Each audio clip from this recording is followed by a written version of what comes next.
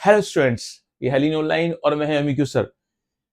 आज 20 अप्रैल है और आप लोगों ने मॉक टेस्ट दे दिया होगा या देने वाले होंगे।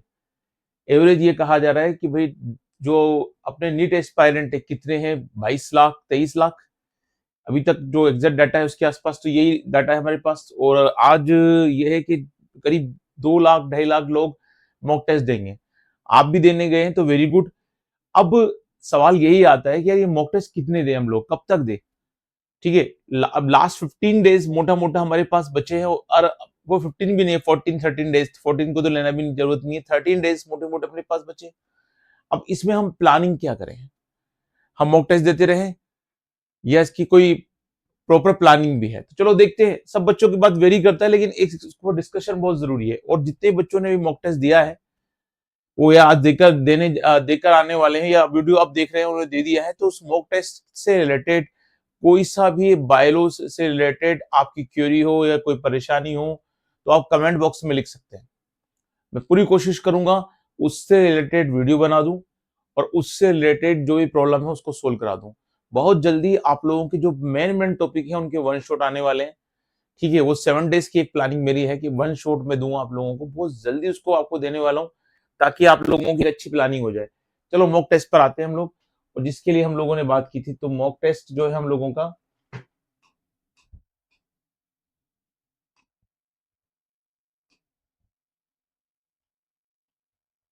चलिए भाई, अब हमारी प्लानिंग जो है जिस तरह थंबनेल में हमने शो किया है, क्या शो किया है कि भाई आज आपने मॉक टेस्ट दे दिया होगा, अब आपके क्या मॉक टेस्ट के और रिक्वायर्ड है, और देना चाहते हैं, और क्या करें? तो देखो, एक बच्चे के लिए सबसे पहली जो माइंड सेट होता है कि यार उस अब तो जो 20 अप्रैल के आसपास, अपनी आज 20 अप्रैल के आसपास, क्या 20 अप्रैल हो चुकी है और आप लोगों ने अपनी कंप्लीट स्टडी कर ली है, मॉक टेस्ट दे रहे हैं, इसका मीन्स आपका पूरा रिवीजन भी हो चुका है और आपकी पूरी कंप्लीट तैयारी भी हो चुकी है, तभी आप मॉक टेस्ट देने जा रहे हैं।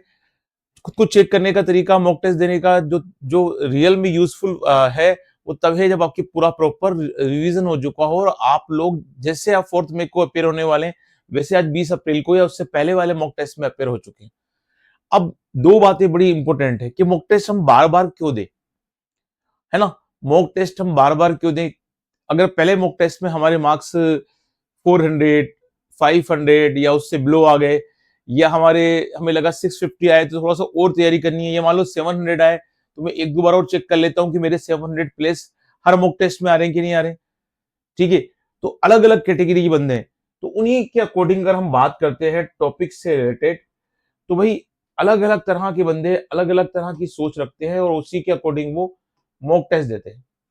हो सकता है कि पहला बच्चा जो मॉक टेस्ट दे रहा है वो इसलिए दे रहा है क्योंकि उसके कंटिन्यूअसली कम मार्क्स आ रहे हैं। ठीक है, तो एक तो कंटिन्यूअसली 400 टू 500 के आसपास मॉक टेस्ट में मार्क्स ला रहा है, इसलिए वो इसको दे रहा है। चलिए, इस बंदे के लिए मॉक टेस्ट का मतलब यह है कि वो बार बार रिवीजन कर रहा है। लेकिन देखिए, आप लोग ध्यान दें, पहले बंदे को मैं इसी को ले रहा हूं कि जिसके मार्क्स कम आ रहे हैं और वो मॉक टेस्ट दे रहा है। तो अगर ग्रेजुअली वो इंक्रीज हो रहे हैं तो ठीक है, लेकिन क्यों कम आ रहे हैं उसका रीजन सीधा सीधा है, या तो रिवीजन ढंग से नहीं हुआ या अभी तक कोर्स ही पूरा नहीं हुआ। दोनों ही बातें आपस में लिंक करती हैं।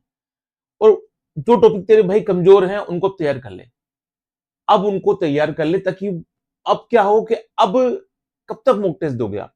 चलिए, आपने दे लिए, अब एक और मॉक टेस्ट मान लीजिए आपके लिए, आप जैसे बच्चों के लिए, इसके मार्क्स कम आ रहे हैं, लेकिन अब आप उस चीज पर देखिए कि आपकी कमी कहां से, आप इसमें कमी कहां पर कर रहे हैं, कहां आपका लॉस हो रहा है मार्क्स का, उन चीजों को देखिए। अब बार बार मॉक टेस्ट देने की जरूरत नहीं है, एक मॉक टेस्ट और एटलीस्ट दे सकते हैं आप, जो इस रेंज के बालक बालिका है ना? तो क्योंकि अपन लोग 20 22 लाख 22 लाख तो एवरेज मान के चलिए, 1 लाख प्राइवेट और गवर्नमेंट कॉलेज मिलाकर हमारा सिलेक्शन होगा, तो हम लोग तकरीबन तकरीबन अगर 22 लाख का भी या 24 लाख के 22 लाख का डाटा मान लेते हैं, 22 लाख का डाटा है, क्योंकि प्रॉपर डाटा जब मैं लास्ट टाइम चेक किया था नहीं आया था, तो मैं 22 लाख मान के चलता हूँ। प्रॉपर मेरे पास भी डाटा नहीं है, 24 लाख मैंने भी लास्ट क्लास से बोला था, वो एवरेज ही बोला था, तो 22 लाख के मोटा डाटा मान लेते हैं, 21 लाख का सिलेक्शन होगा। ठीक है, 21 लाख लोग सॉरी बाहर होंगे, 1 लाख का सिलेक्शन होगा, तो मतलब कहने का मतलब ये हो गया कि 21 लाख लोग बाहर होने वाले हैं। हम उनमें नहीं रहना चाहते, हम चाहते हैं इस साल सिलेक्शन हो जाए और हम आगे निकल जाए। तो हमारी सोच ये है, तो इसके हिसाब से अगर आप मॉक टेस्ट दे रहे हैं तो ये मॉक टेस्ट में मार्क्स कम क्यों आ रहे हैं, इसका रीजन देखिए। अगर आपका रिवीजन भी हो चुका है, कोर्स पूरा हो रहा है, उसके बाद अब कितने कम मार्क्स आ रहे हैं, तो फिर तो भाई साहब आप गलती में कर रहे हो। तो आपको क्या करना चाहिए, अपनी जहां जहां कमियां हैं, मैंने इससे पहले वाली मॉक टेस्ट क्लास वाली है, वो थंबनेल में शो कर दूंगा या नीचे आप लोग देख लेंगे, स्क्रॉल करके डिस्क्रिप्शन में वहां ही मिल जाएगी। तो आप इस बात का ध्यान दें, अगर मॉक टेस्ट में मार्क्स कम आ रहे हैं तो फिर आप अपनी कमी दूर कीजिए, इस रेंज के बालक बालिका है तो। लेकिन अगर मान लीजिए आप दूसरी रेंज के बालक बालिका है और आपके मॉक टेस्ट में मार्क्स आ रहे हैं, सपोज कीजिए आपका जो मॉक टेस्ट है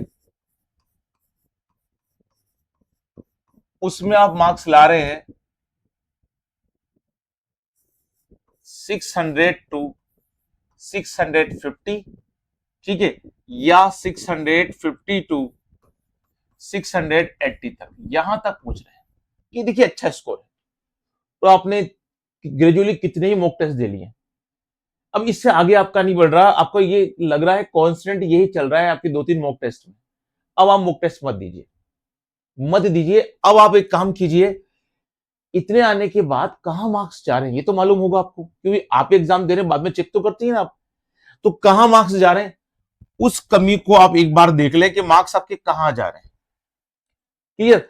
और उस कमी के अकॉर्डिंग जहां फिजिक्स, केमिस्ट्री और बायोलॉजी, ये उन बच्चों के लिए भी है जिनके मार्क्स 500 से बिलो जा रहे हैं या 600 से बिलो जा रहे हैं, है ना। तो उन बच्चों के लिए भी ये बात लागू होगी कि वो पीसीबी में देख लें कि कहां कौन सा टॉपिक में कितनी गलती कर रहे हैं। जैसे मान लो कि बायोलॉजी के 90 एमसीक्यू में कितनी गलती हो रही है, केमिस्ट्री के 45 एमसीक्यू में, इसके 45 में कहां कहां कौन कौन सी मिस्टेक हम कर रहे हैं, उस मिस्टेक को आप पकड़ लीजिए, क्लियर। वो तो पकड़ में आई जाती है कि हमारे यार पहले पहले मॉक टेस्ट में इसमें इतनी गलतियां हुई, पीसी में इतनी हुई, केमिस्ट्री में इतनी हुई, बायो में इतनी हुई। सपोज कीजिए कि पहले मॉक टेस्ट में आपने 90 में से 10 मिस्टेक कर दी थी, यहां केमिस्ट्री में 3 मिस्टेक्स हो गई थी और यहां 7 मिस्टेक्स हो गई थी। मैं एक मन का एक काल्पनिक एक अजम्पशन डाटा दे रहा हूं। अब आपने कहां गलतियां की आपको मालूम है, और अच्छा ग्रेजुअली एक जैसे चैप्टर्स में ही हो रही है, अलग अलग चैप्टर्स में हो रही है, तो फिर रिवीजन बढ़ाना पड़ेगा, अलग अलग चैप्टर में हो रही है। अच्छा कई बायोलॉजी वालों की न्यूमेरिकल का मामला गड़बड़ होता है, तो फिजिक्स में और केमिस्ट्री में वहां जो न्यूमेरिकल है ना, उन न्यूमेरिकल में कहां कहां गड़बड़ी हो रही है उसको एक बार चेक कर ले, ठीक है ना, ताकि ये प्रॉब्लम सोल्व हो जाए। ये बंदे तो अपने ध्यान रखें। अब अपन आते हैं उन बंदों पर जिनके मार्क्स 700 प्लस आ रहे हैं, मैंने मॉक टेस्ट में वो मस्त हो गए, उनको ऐसा लग रहा है यार कि मॉक टेस्ट देखकर तो मजा आ गया, अपना सिलेक्शन पक्का है और अपन निकल जाएंगे। मैं बार बार वो खरगोश की बात बोलता हूँ, डरा नहीं रहा हूं, अच्छे मार्क्स ला रहे हैं आप, बढ़िया है, अच्छी बात है, आप तैयार रहे। 4th मई तक अपन को आराम नहीं करना है, अपन को रैबिट नहीं बनना है ना, ताकि अपन तो सो जाए कि आराम से अब तो अपना सिलेक्शन पक्का है, टॉर्टोइस कहां तक पहुंचेगा वहां। तो अपन को क्या ध्यान रखना है, बार बार मैं रेबिट टॉर्टोइस वाली बात ध्यान रखता हूँ, बच्चों से बोलता रहता हूँ, कई लोग सुनते तो लेते हैं कहानियों को लेकिन उनको अप्लाई नहीं करते, क्लियर। तो अब अगर हमारे मार्क्स, हम बहुत बढ़िया पोजीशन पे हैं और 700 प्लस आ रहे हैं मॉक टेस्ट में, और इसी के आसपास एवरेज रह रहे हैं 690 700, हमने पहला मॉक टेस्ट दिया, दूसरा दिया, ठीक है ना। आप लोगों के लिए भी अब देखो कॉन्स्टेंट हो गया, एक दो टेस्ट टेस्ट में मॉक टेस्ट में, अब आप कॉन्स्टेंट हो गए, अब आपको कोई मॉक टेस्ट देने की जरूरत नहीं है। अब आप रिवीजन प्लान बनाइए, अब आप रिवीजन प्लान बनाइए और आप देखिए कि अब आपको 20 मार्क्स का मामला है। 20 मार्क्स का मामला क्या होता है, मेन एग्जाम में जब देंगे ना तो शायद ये 20 मार्क्स कम ना हो, वहीं आ जाए। लेकिन आपसे भी वही बात कहूंगा कि आपने इन 3 मॉक टेस्ट में जब फिजिक्स, केमिस्ट्री, बायो दी, तो कहां पर आप लोगों के साथ इस मॉक टेस्ट में मिस्टेक हुई है ज्यादा, है ना। उन मिस्टेक्स को आप लोगों को कंसीडर करना बहुत जरूरी है कि फिजिक्स में कितने नंबर्स में मॉक्स मिस्टेक हुई, केमिस्ट्री में कितनी हुई, यानी 1 से 2 हो गई, या बायो में कितनी हो गई, 1 से 5 हो गई, कितनी मिस्टेक्स हो रही हैं।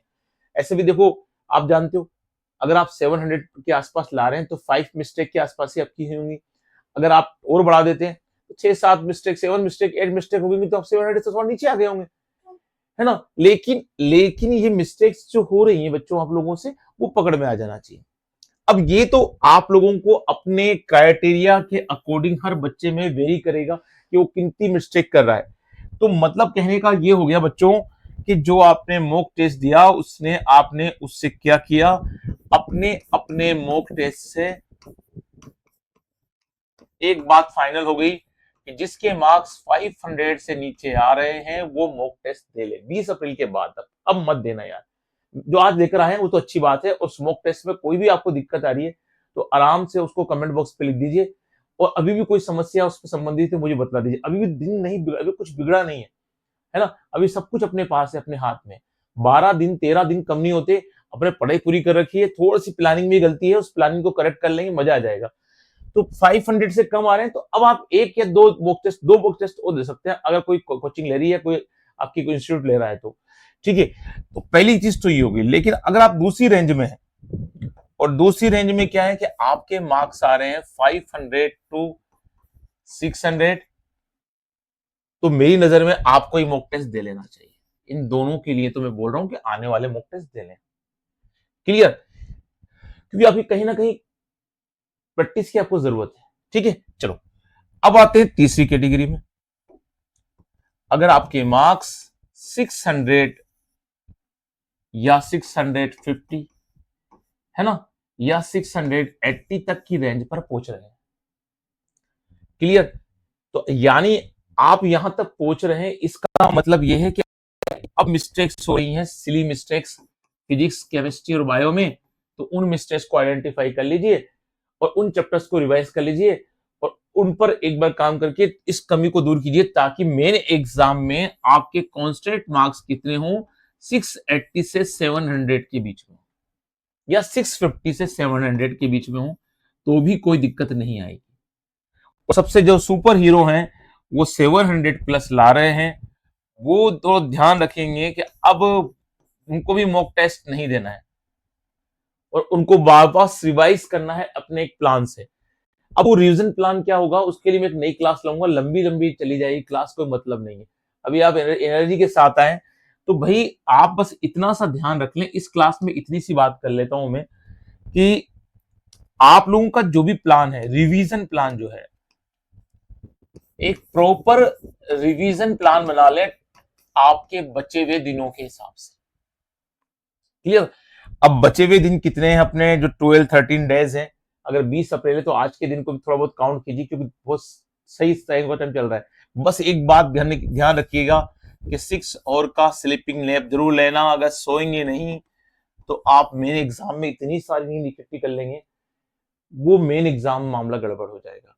तो अच्छी नींद निकाल लीजिएगा, इससे ज्यादा भी आ रही है तो उसको भी ले लीजिए, कोई दिक्कत नहीं है। अब प्लानिंग, प्रॉपर प्लानिंग कर लीजिए कि जो सब्जेक्ट आपका, जो टॉपिक्स आपके, सब्जेक्ट की तो बात ही नहीं करना हमको, जो टॉपिक आपके थोड़े से वीक चल रहे हैं उन टॉपिक का ज्यादा टाइम दीजिए। ठीक है ना, उन टॉपिक को ज्यादा टाइम दीजिए, और जो टॉपिक थोड़े से मॉडरेट हैं लेकिन आपको लगता है एक बार देखना है तो अभी देख लीजिए। ठीक है ना, और जिन टॉपिक पे आपको लगता है इजी है तो उनका भी रिवीजन करिए, क्योंकि हो सकता है एग्जाम में उनमें से कोई सिली मिस्टेक हो जाए। इसकी एक प्रॉपर प्लानिंग मैं आप लोगों को नेक्स्ट क्लास में दे दूंगा, है ना। अभी मैं इवनिंग तक उसको अपलोड कर दूंगा। अभी ये क्लास आप लोगों को, शायद ये क्लास आप लोगों को अभी 11 बजे मिल जाएगी, है ना, आज संडे को। तो आप लोग ये बात ध्यान रखें कि इवनिंग तक एक क्लास और आपको दे दूंगा जिसमें एक प्रॉपर प्लान दे दूंगा, क्योंकि इतना लंबा बच्चा देख नहीं पाता, अभी भी टेस्ट देकर आया है तो कई चीजों के बारे में वो सोचता है। तो बस आप इतना ध्यान रखें कि कौन लोग इस मॉक टेस्ट को देंगे, जिनके मार्क्स क्या हो रहा है, मैंने जो स्लाइड में बताया था कि जिनके मार्क्स 500 से बिलो या 500 से 600 के बीच में आ रहे हैं, वो एक दो मॉक टेस्ट वो दे लीजिए। ये बच्चे अब मत खेलिए मॉक टेस्ट के साथ। अब आपके जो जहां जहां कमी देख रही है वो हो जाए, और आप सब कोशिश करें कि मेन एग्जाम में ये जो दोनों रेंज वाले हैं वो 700 प्लस तक पहुंच जाए। ठीक है, ये तो पहुंच ही रहे हैं अभी, लेकिन इनको रॉकेट की तरह रुकना नहीं है। और ये जो है ये रख रहे हैं ये 700 प्लस तक पहुंच जाए। अगर अपन ये क्लास देख रहे हैं, है ना, 500 बच्चे भी देख रहे हैं, 100 बच्चे भी इस क्लास को देख रहे हैं, तो सीधी सी एक बात मैं कहना चाह रहा हूं आप लोगों से कम ये 100 बच्चे तो कम से कम इस बात का ध्यान रखें कि अब इस रेंज में है तो अब मॉक टेस्ट देने की जरूरत नहीं है। अब अपना रिवीजन कर लें, 20 को आज को दे लिया आपने, 20 अप्रैल को अब मत दीजिए। क्लियर? तो अब अपनी तैयारी आप कंटिन्यूस रखिए और अपनी तैयारी के हिसाब से आप प्रिपरेशन करिए। बस ये बच्चों को मॉक टेस्ट दे लीजिए, आपको भी एक या दो मॉक टेस्ट देने हैं, और आपकी भी जो रिवीजन प्लान है उसको मैं आज शाम तक अपलोड कर दूंगा क्लास को, ताकि ज़्यादा टाइम नहीं है, तो उसी हिसाब से आप उसको एक प्रॉपर प्लान बनाकर उसको अपलोड उसे कंप्लीट कर लीजिए, ताकि आपको मेन 4th मई में बिल्कुल तैयार होकर आराम से मस्तिष्क के साथ जाएँ और 4th मई के एग्ज़ाम को क्रैक कर आएँ और हम लोग जो होंगे अगले सेशन में एमबीबीएस करेंगे। तो अच्छी शुभकामनाओं के साथ, है ना? आपके लिए अच्छी-अच्छी उम्मीदों के साथ मैं क्लास को ऑफ करूँगा। Good day and goodbye. मस्त रहिए, पढ़ते रहिए और सोते रहिए। सोना भी ज़रूरी है। दिन-रात एक करने का मतलब ये है नहीं कि सोना नहीं है। Good day and good bye.